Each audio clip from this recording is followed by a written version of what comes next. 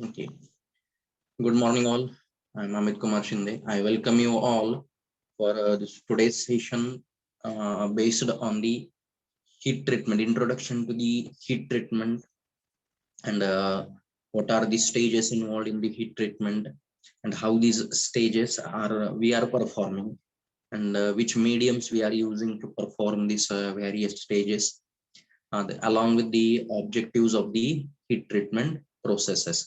Now, first, we will start with the basic concept of what is the meaning of heat treatment process. Now, here I have highlighted in the diagram, this is a general heat treatment cycle. Okay, on the x-axis temperature is plotted, and on on x-axis time is plotted, and on y-axis temperature is plotted. Here you can clearly see that it consists of different cycles. This is the heating cycle, then this is the second cycle is the holding cycle or holding time cycle, and third is the cooling cycle. Okay, I will explain this one by one, and before that I will tell you what is the meaning of a heat treatment process. Now, the process which involves any heating and cooling operation, okay, any heating and cooling operation, or it may involve two or more such operations. Okay, it may involve two or more, one heating cycle and one cooling cycle, or two heating cycles and two cooling cycles. Okay, in any combination, they can be used, or any sequence of two or more such operations, means one heating cycle, holding time and cooling cycle, then again we are heating up to some temperature, then cooling it. Means heat treatment process, it includes any heating or cooling operation, or sequence of two or more such operations that can be applied to a material. And why we are applying this to the material? In order to modify its internal structure. Okay, we want to modify its internal structure. And why we are modifying its internal structure? Because we want to change or alter its physical, chemical and mechanical properties as per our requirement, so that that particular material will be most useful for our application.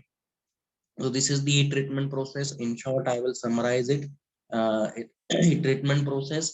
It is a process. It is a process which involves heating and cooling operation, or any sequence of two or more such operations applied to a material, to change its internal structure or physical, mechanical, and chemical properties, so that that material will become helpful for our practical use.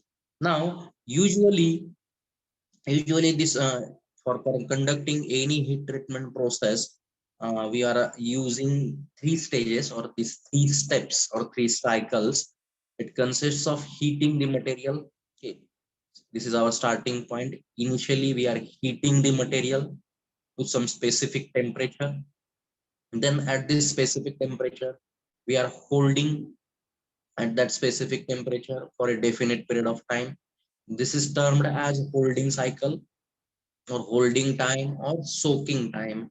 And after sufficient holding time, we are cooling it up to room temperature, or sometimes we are cooling it below room temperature also. And this cooling is done with a definite cooling rate. Okay, with definite cooling rate. So this is the general heat treatment cycle. Now, what is the important part here? The first stage, heating cycle. Now, this heating, in case our syllabus, as far as we are going to discuss, we are going to discuss the heat treatment processes of the steels. Now, for doing the heat treatment of the steel, we are using different sources to get this, or to complete the first cycle, that is the heating cycle. We are going to use different heating mediums. Then the second stage is the holding time or soaking time. What is the purpose of this holding time or soaking time, and what we are going to do in this holding time, that I am going to explain. And this third stage is the cooling stage.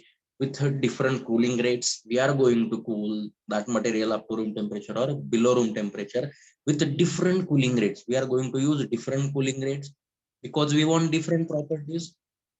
Okay, and to get different cooling rates, we need different cooling mediums. Now, which are that cooling mediums? Which one will provide you better fastest cooling rate and slowest cooling rate? That I am going to discuss in this session. Now, first we'll start with the uh, heating cycle, holding time, and cooling cycle. But before that, we will discuss what is the objective or which kind of change in properties we can do with the help of this heat treatment process. In this slide, that is the objectives of the heat treatment process. Objective of the heat treatment process, I have summarized it from uh, 9 to 10 objectives are here.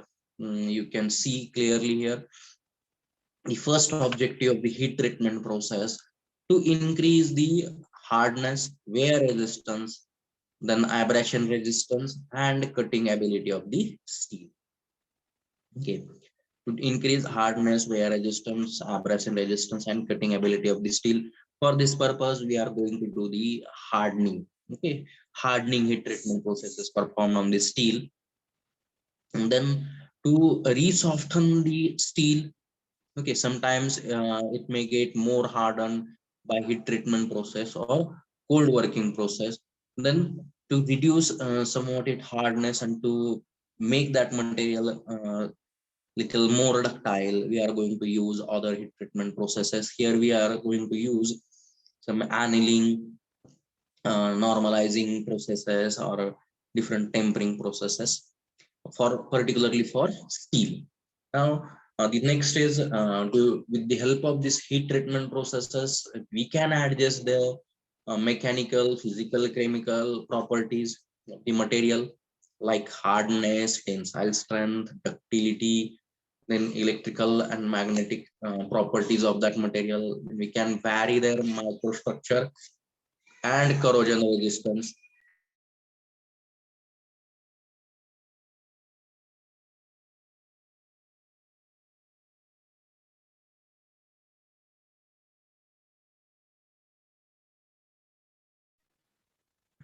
Yes.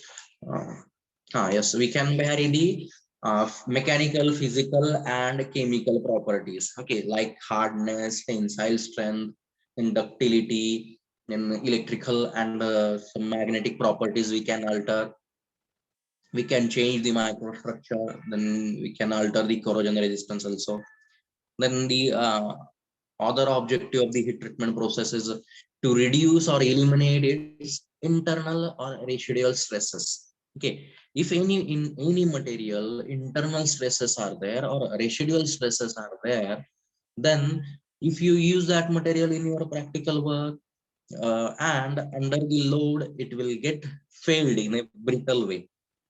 Okay, due to that residual or internal stresses. So it is very necessary to eliminate that stresses. Then in some properties, suppose you want to increase the fatigue life of the component. Then to increase the fatigue life, some compressive stresses should be there on the surface. Okay. Hence, we have to create some controlled residual stresses, and that controlled residual stresses can be created with the help of these heat treatment processes. And then to stabilize the steel, the heat treatment process is used. Why this stabilization of the stabilization is okay? If stabilization is not there, if stabilization is not there, what will happen? Uh, as time is passing away, some change in the dimension will occur. Okay, in that particular material. Hence, the stabilization is very important. Then to increase or decrease the grain size of the steel, to increase the grain size of the steel, suppose depending on that grain sizes, properties can be altered. Now to increase or decrease the grain size of the steel as per our requirement, the heat treatment process can be used. Then to produce the special microstructures which will help to improve the machinability and corrosion resistance of the steel, we are going to use these heat treatment processes only. And then to eliminate gases, particularly some hydrogen gas. Suppose during the some perform in the manufacturing process itself.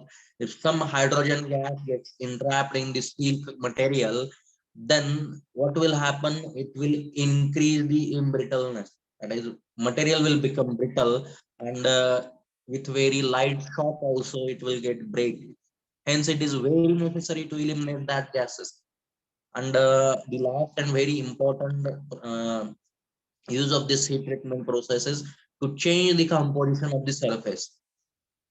Okay, we can change the composition of the surface, so that means we can introduce carbon, nitrogen, or other elements, so that we can increase the wear resistance, fatigue resistance, uh, and corrosion.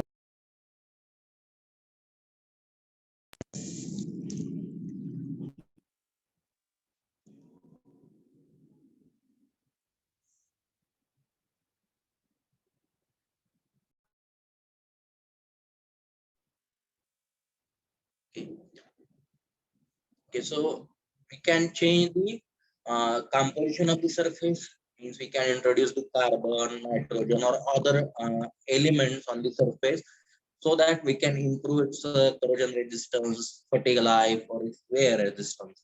Okay, for this different surface hardening heat treatment processes are there, like carburizing, nitriding, carbonitriding, that all processes we are going to discuss here. So this is the summary of the objectives of the heat treatment process.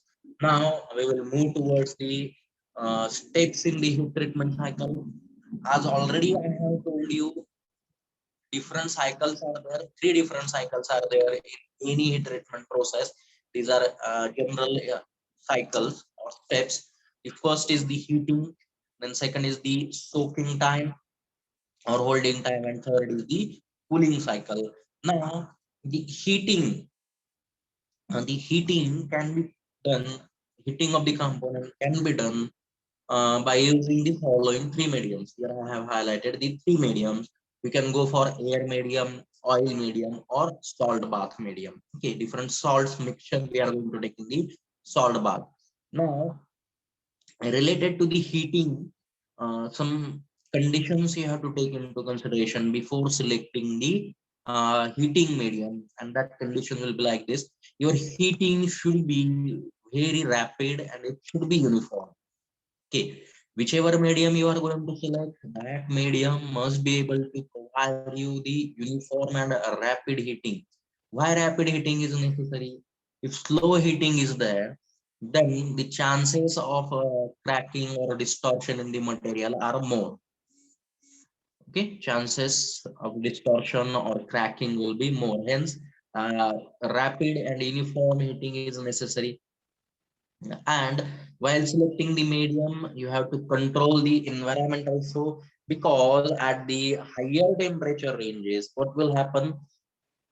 At the higher temperature ranges, decarbonization or oxidation will occur in the steel. Decarbonization means loss of the carbon from the material will take place, and oxidation will occur sometime. Oxidation may occur when that carbon is coming when it comes in contact with the oxygen from the air, iron or carbon, they may form the respective oxides. Hence, you have to take proper care of the environment, to avoid the decarbonization or oxidation, and you have to select a medium which will provide you the rapid and uniform heating to avoid the distortion and cracking of the component. Now, out of these three mediums, one by one I will discuss air medium, oil medium, and salt bath medium. Which one is a very uh, means what you can say, that which is a very efficient medium. Now, as far as air medium is concerned, generally it is not used. We are not going to use the air medium, because in the if you are conducting the heating in the air medium, then what will happen? This air heating is non-uniform. Okay, air heating is non-uniform. Component does not get the uniform heat amount throughout that component area. Means it is non-uniform and it is very slow also. And at higher temperature ranges, uh, decarbonization and oxidation may occur in this air medium. But you can control, suppose you want to use that air medium, then You can go for it, but you have to make some adjustment, like suppose you are doing the heating of a component, then cover that component with the cast iron chips. Whole component is covered with the cast iron chips, and then it is heated in the air medium. Then, or you can surround that component by the, or wrap that component in the stainless steel foil, and after that conduct the heating. Or you can give the coating of boric acid, or you can conduct this heating in the inert atmosphere, so that oxidation or may not occur. Okay, in this way we can use the air medium, but you have to go for some precautions or some other uh, extra arrangement you have to make.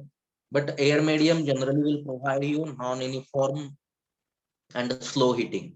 Then oil medium, here different oils like silicone oil you can use. That oil can be, it will provide you a very rapid and fast heating. Okay, oil medium will provide you rapid and fast heating. But what is the restriction here? We cannot get, or if suppose you want higher temperature ranges, then it is not possible to get that higher temperatures heating with the help of oil medium. Generally up to 200 to 300 degrees Celsius only we can get the temperature with the help of this oil medium. And that silicone oil will provide you 275 degrees Celsius. Okay, means as far as this oil medium will provide you rapid heating or quick heating, and uniform heating also.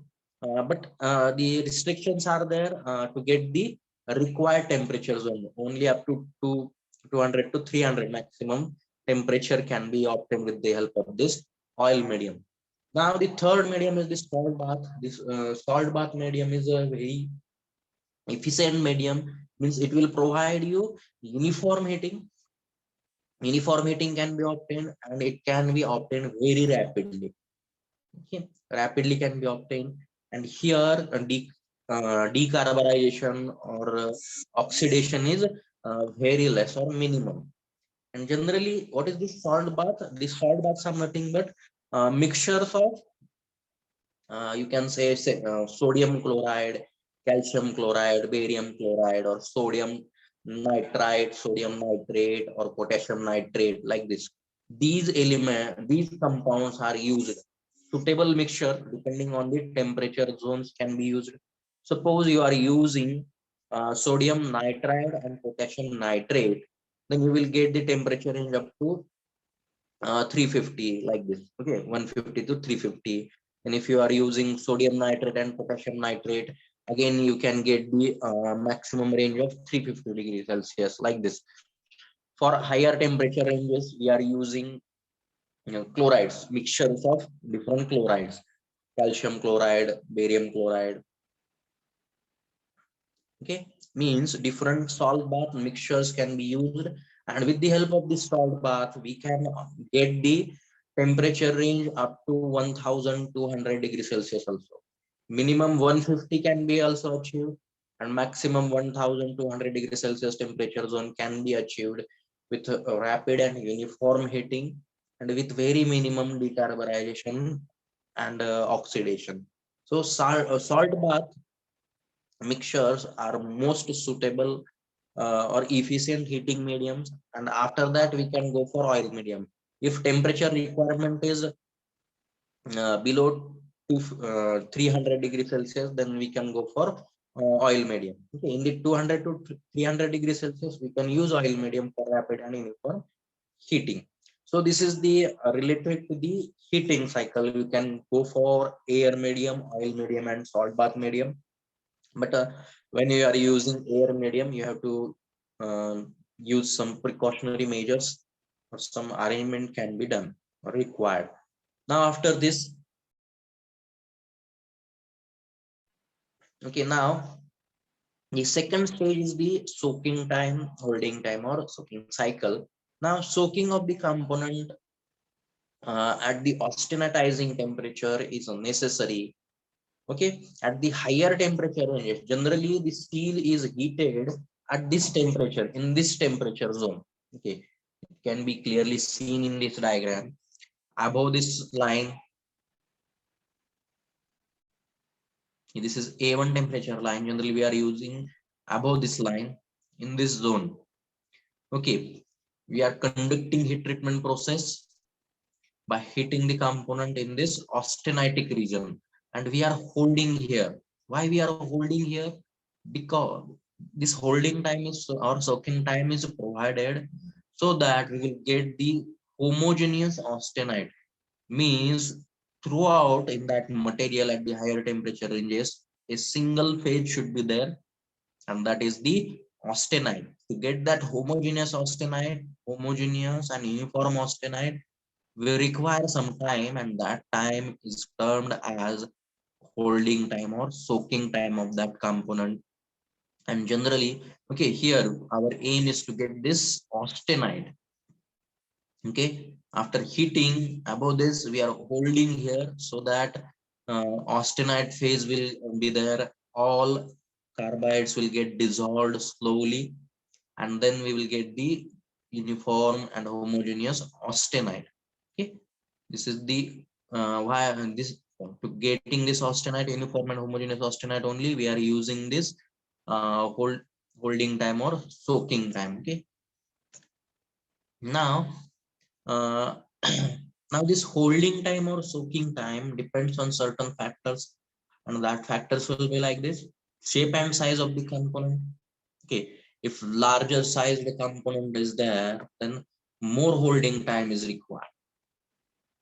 Okay, if larger size component is there, then more holding time is there required. If smaller sized component is there, then holding time will be less. Okay, now generally suppose once its area is, suppose 1 centimeter size square area you have taken, then okay, then what will happen to get the uniform uh, austenite phase for that 1 centimeter size area? Okay, total area we are taking by considering its size 1 centimeter, then generally we require 20 minutes holding time or soaking time. Okay, so depending on that this parameter, with different shape and sizes, different holding and time will be there. Then depending on the initial microstructure, this holding time or soaking time changes. If your initial microstructure or phase is coarse and non-uniform structure is there initially, then at the higher temperature range, to get the homogeneous and uniform austenite, it will take more time. Okay, it will take more time. And if at the room initial microstructure or initial structure is having finer sizes, then you will, it will take less holding time. Okay, and the composition, okay, remaining composition of the component. If suppose in case of steel, it is if that steel has the alloying elements like tungsten, vanadium, molybdenum or titanium, hard phases are there, then it takes more soaking time or holding time to get the uniform austenite. Okay, so depending on these parameters, this soaking time or holding time is different for different components of the steels. Okay, then after sufficient amount of holding period, then we are going to conduct the third cycle, that is the cooling cycle. Now, depending on the requirement of the final properties, we have to select the suitable cooling rate. Okay, we can use different cooling mediums to get the suitable cooling rates, and generally we are using these 6 mediums: brine solution, then cold water, then normal water and soluble oils, then oils, fused salts, and airs. Okay, this is very important in MCQ questions. They may ask related to the cooling cycle. They will provide you this options. The question will be like this: which of the following medium will provide you the highest or fastest cooling rate? Okay, now this brine solution will provide you the fastest cooling rate.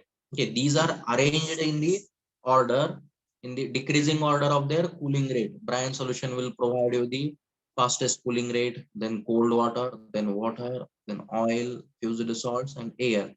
Least cooling rate will be provided by the air medium, means it takes more time. Brine solution will take very less time to cool the component.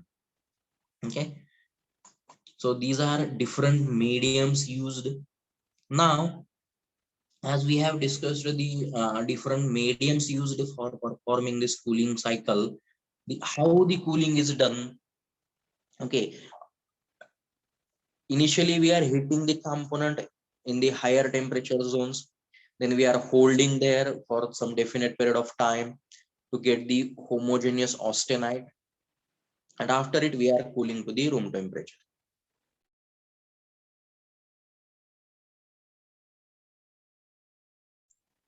Okay, here I will explain it with the help of the diagram.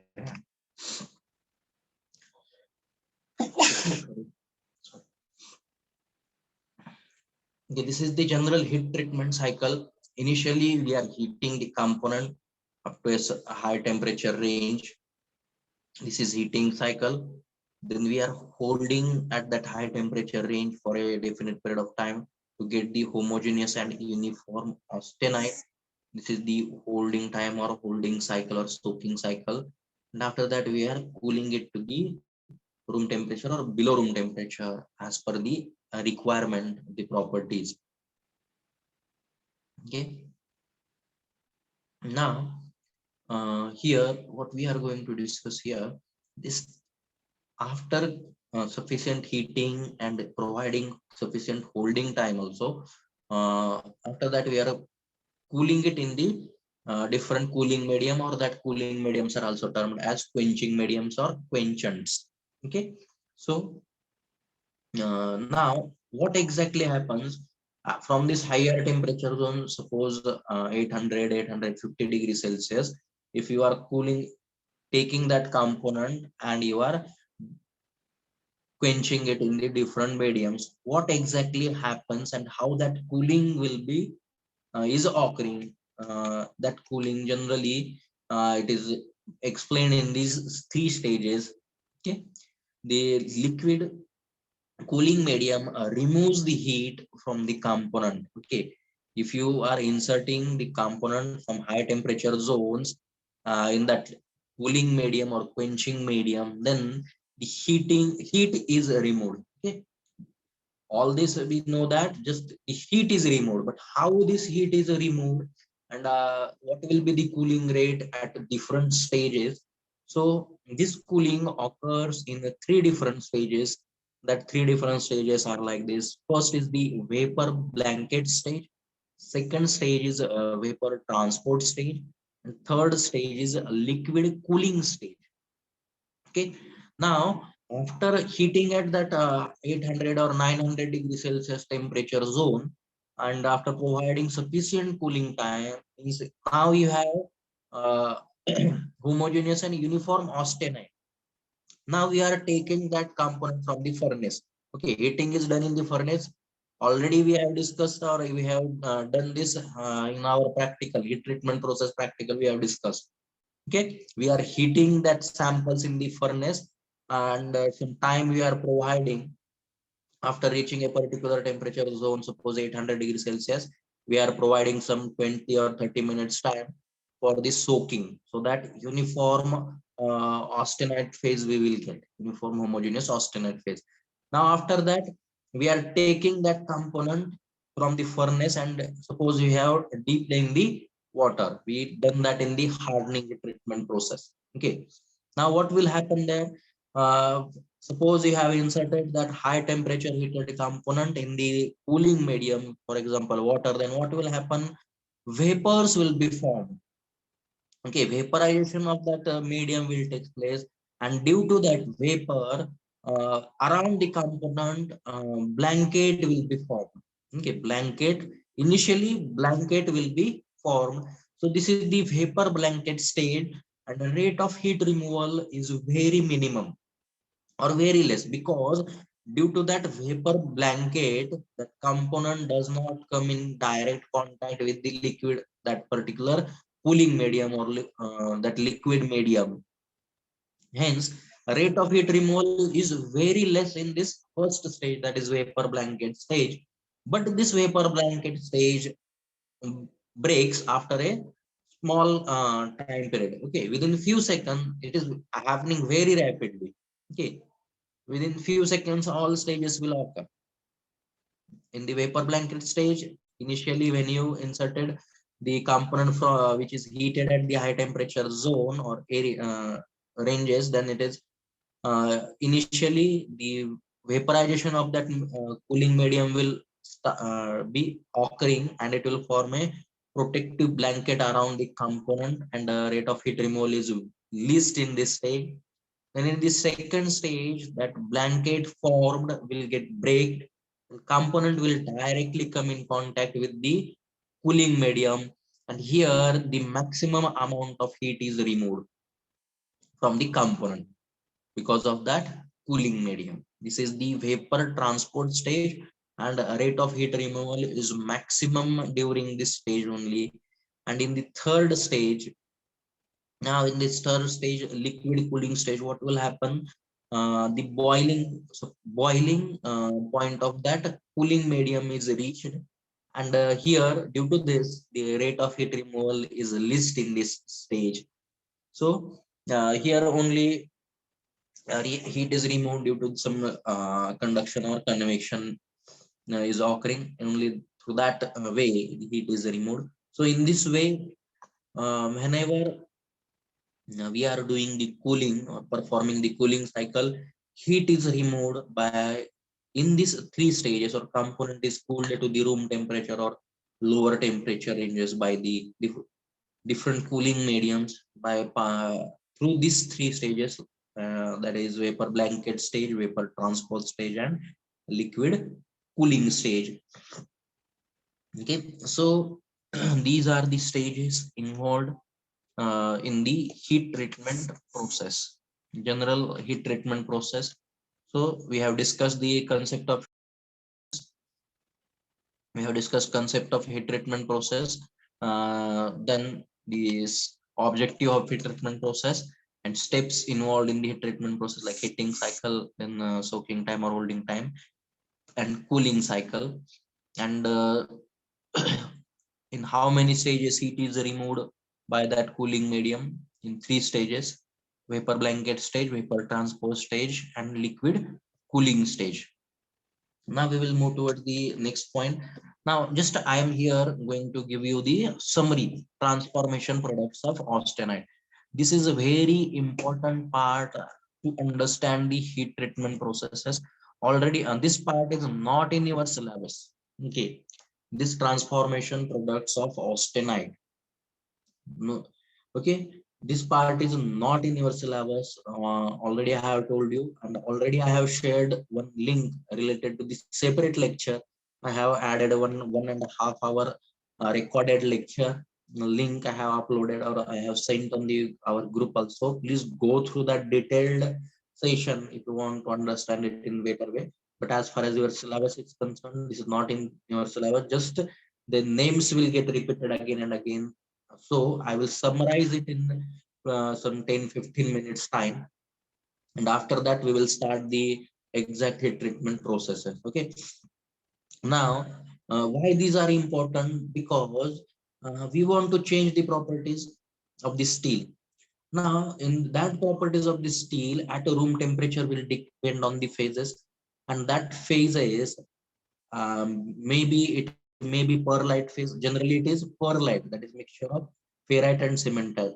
But if you required more hardness, then you can get the bayanite or martensite also. Now, how to obtain these phases, and which phase is obtained with the help of a slow cooling rate, or which phase is obtained with the help of a rapid cooling rate.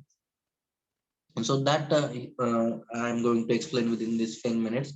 Now, as already I have discussed in this heat treatment process, initially we are conducting the heating cycle and soaking time, soaking cycle, to get homogeneous and uniform austenite, okay, at the higher temperature zone.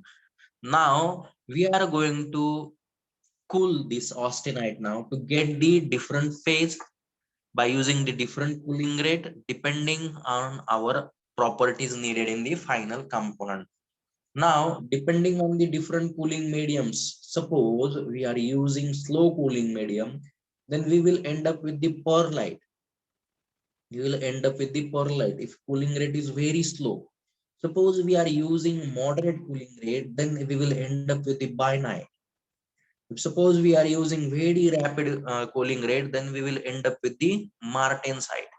Okay. Now, out of these three phases, means these three are the transformation products of austenite: perlite, bainite, and martensite. Now, this perlite means all these phases are hard, but out of these three phases, martensite will provide you the highest hardness. Then after martensite, bainite hardness will be there. Then perlite, and after this perlite, other that globular perlite like this means martensite will provide you the highest hardness. And if you compare these three, this perlite is providing you little less hardness value. It has more ductility. Okay, now how this transformation is occurring, some questions may be there in the MCQs like this: how the perlite transformation is occurring. Now, perlite transformation starts with this initial nucleation of cementite. Okay, initially cementite nucleus will be formed, and after this cementite nucleation, adjacent in the adjacent layer, ferrite will be formed. Okay, like this alternately, this dark cementite and this bright colored cementite, alternate layers will be formed. This can be visible in this first diagram. Alternate layers of cementite ferrites will be formed. And after collection of this large plate, means large number of cementite and ferrite plates, togetherly they will form a phase termed as the perlite. Means alternate layers of ferrite and cementite will be there in the perlite, and it starts with the nucleation of cementite. And in the same way, the bainite is also formed, but bainite starts with cementation, nucleation of the ferrite. Okay, what is the difference between perlite and bainite transformation formation? The bainite formation starts with nucleation of ferrite, and in perlite it starts with the nucleation of cementite, that is Fe3C nucleus is initially formed, and here ferrite nucleus is initially formed, and it grows into the bainite. And here in bainite we will get two types of the bainites, upper bainite and lower bainite. Okay, and lower bainite will give you the highest hardness. From if you compare upper bainite and lower bainite is more hard, and it has needle like structure, and upper bainite it has feather like structure. And this is the martensite. This martensite is will give you the highest hardness, and it has BCT crystal structure. Okay, body centered tetragonal crystal structure, this centered part. Okay, this is the structure of steel, and due to the shear mechanism, okay, due to the shear mechanism, we will end up with the BCT, body centered tetragonal crystal structure. Okay, this is initial crystal structure, this outer one. Okay, vertical axis will get compressed and horizontal axis will get extended.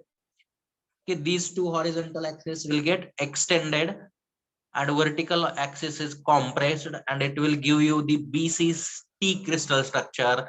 This martensite has BCT crystal structure, body center tetragonal crystal structure, and it gives you the highest hardness value among these three phases.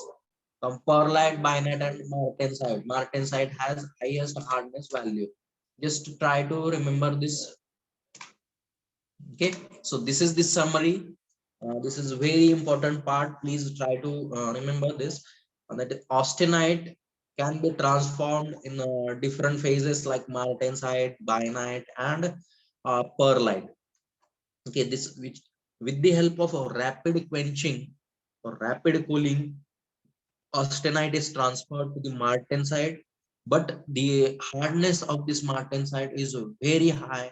Sometimes it will result in the brittleness of that component, means with very light shock also that component may get break.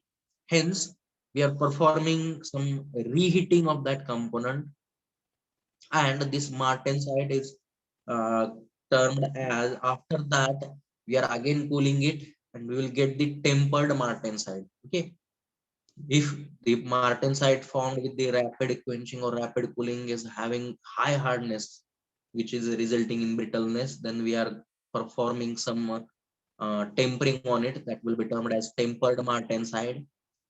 Then the bainite. Okay, with moderate cooling rate, upper bainite and lower bainites can be obtained. Lower bainite has a needle-like structure, and it will give you the, or it is stronger and harder in nature as compared to the upper bainite. Upper bainite, it has a feathery structure and it little less hardness as compared to the lower bainite. And with low cooling rate or slow cooling rate, we will end up with the perlite. Either we will get the fine perlite or coarse perlite. Okay, coarse perlite will be obtained with less uh, or very slow cooling, and fine perlite with little bit faster cooling. Okay, so in this way, here I have summarized with the property, the general trend of the properties: martensite, then tempered martensite, lower bainite and upper bainite, then fine perlite and coarse perlite. And this suppose the perlite present is spherical, then it is termed as spheroidite. Okay, so this is the strength of this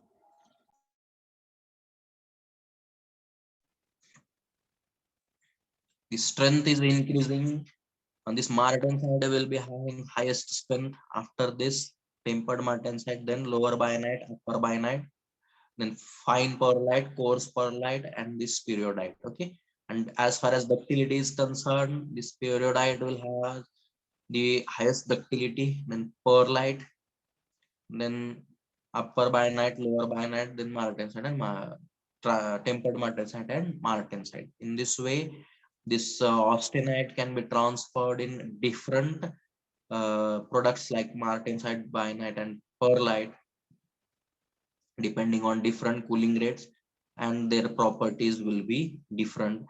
So, as per the our requirement, we can get the different products. For if the for getting further more idea, you can go through my session which I have added, the transformation products of austenite, 1.5 hour session separately on how this transformation is occurring, that I have added. You can go through that session. Okay, so in this way, I have completed this session. Okay, I will again. This is the fourth chapter we have started. This is total syllabus. Objectives of heat treatment. We have completed this in today's session only, along with the general heat treatment process.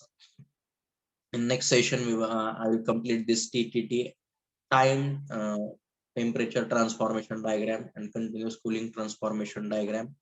Then different heat treatment processes like annealing, normalizing, hardening, tempering. Then there are different types. Then surface hardening treatment processes like carburizing, nitriding, their types, carbonitriding, then induction hardening and flame hardening. So different heat treatment processes are there that we are going to discuss in the next session. Now you can mention your attendance in the chat box. I am going to stop this session. Please mention your roll numbers in the chat box for attendance purpose.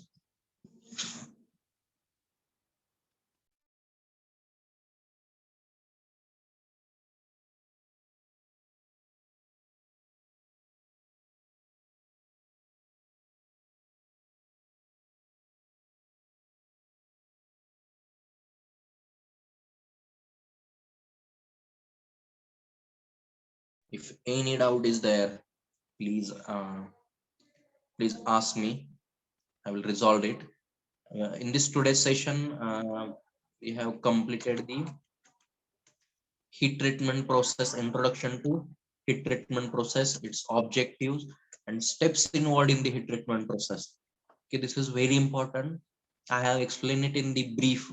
Okay, which mediums are used in the heating cycle, which mediums are used in the cooling cycle, and why we are performing or we are giving the soaking time or holding time.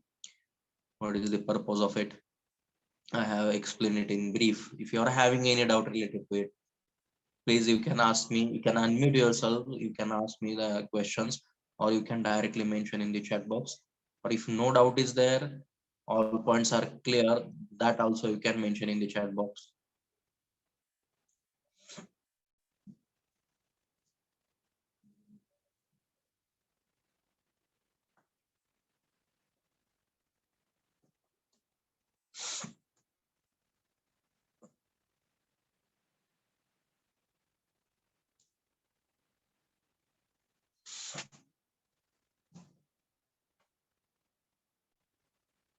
If any doubt is there, please ask me. Okay, if all doubts are clear. Okay, so in this session, I will summarize it and I will finish it.